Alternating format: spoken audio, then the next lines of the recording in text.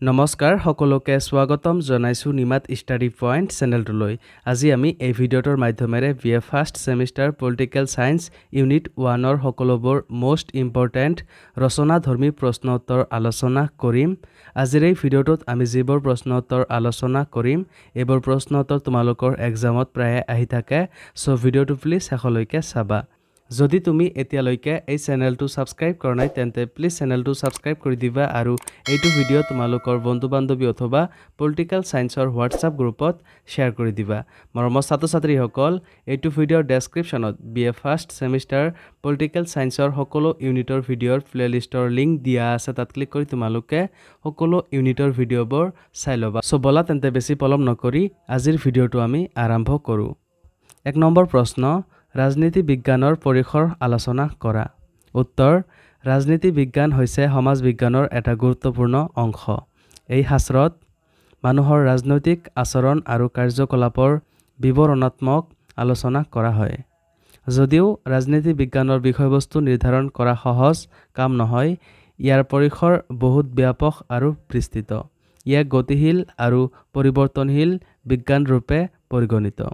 ৰাজনীতি বিজ্ঞানৰ মুখ্য বিষয়বস্তু হৈছে ৰাষ্ট্ৰ।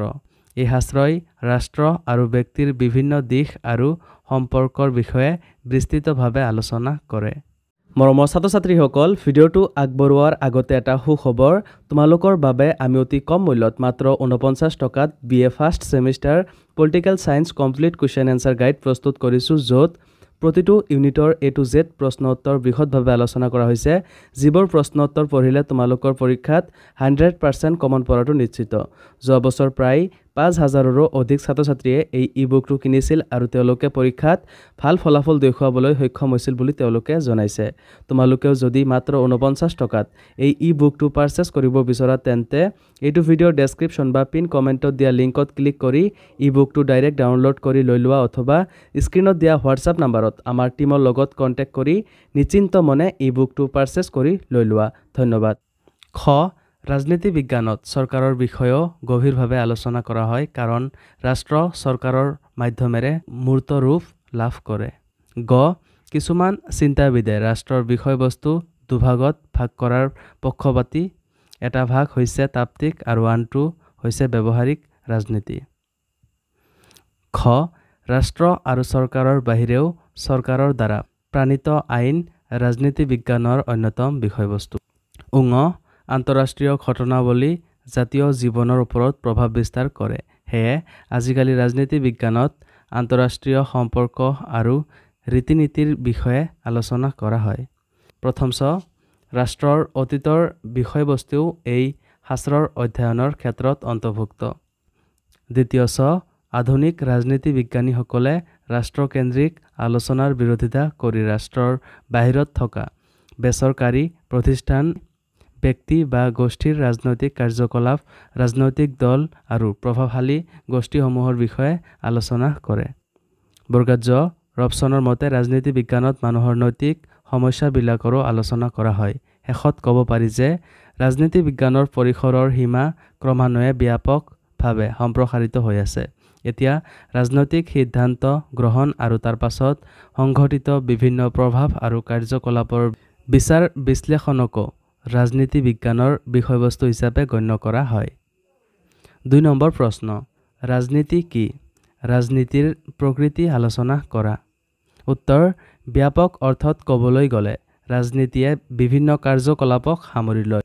এনে সকলো কাৰ্যকলাপৰ মাধ্যমেৰে মানুহে সমাজ আৰু ৰাষ্ট্ৰ পৰিচালনাৰ বাবে বিধিবদ্ধ নিয়ম-কানুন তৈয়াৰ কৰে, সেইবোৰ সংৰক্ষণ কৰে আৰু সময়ৰ সৈতে ইয়াত সংশোধন আৰু পৰিৱৰ্তন আনে।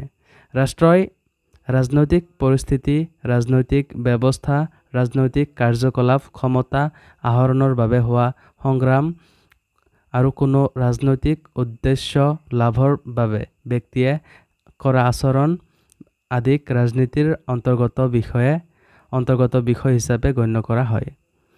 ৰাজনীতিৰ সংজ্ঞা। ৰবাৰ্ট ডালৰ মতে ৰাজনীতি সাধাৰণতে প্ৰভাৱ খটুৱাবৰ বাবে কৰা অনুশীলন। চিলিৰ মতে ৰাজনীতিয়ে চৰকাৰী ঘটনাৱলীৰ অনুসন্ধান কৰে।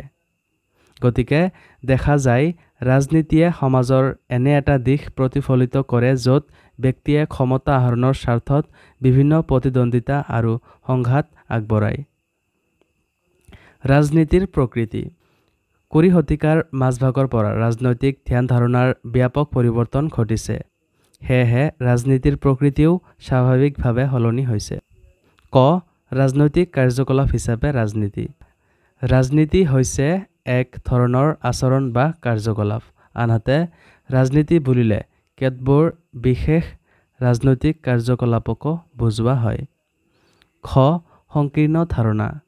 সাধাৰণতে ৰাজনীতি বুলি ক'লে দলীয় ৰাজনীতিৰ সৈতে সম্পৰ্কিত ৰাজনৈতিক কাৰ্যকলাপক সামৰি লোৱাৰ প্ৰয়াস দেখা যায়, যদিও এইটো এটা সংকীৰ্ণ আৰু সীমিত ধাৰণা। গ বিৰোধৰ পটভূমিত ৰাজনীতি। সমাজত পৰস্পৰ বিৰোধী অৰ্থ সাধনৰ বাবে ব্যক্তিৰ মাজত সংঘাত আৰু বিৰোধ সৃষ্টি হয়। খ ৰাজনৈতিক কাৰ্যকলাপ আৰু সৰ্বদলীয় চৰকাৰ। বিশ্বৰ কিছুমান দেশত সৰ্বদলীয় চৰকাৰ ব্যৱস্থা প্ৰচলিত আছে।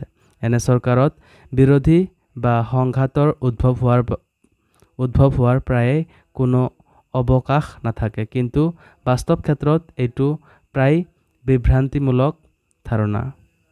গতিকে দেখা যায় যে ৰাজনীতি হৈছে বৃহত্তৰ সামাজিক প্ৰক্ৰিয়াৰ এক অংশ। সামাজিক আৰু ৰাজনৈতিক পৰিৱেশত বিভিন্ন গোষ্ঠী, দল আৰু সংঘাতৰ মাজত হোৱা আন্তঃক্ৰিয়াৰ ফলস্বৰূপে ৰাজনীতিৰ সৃষ্টি হয়।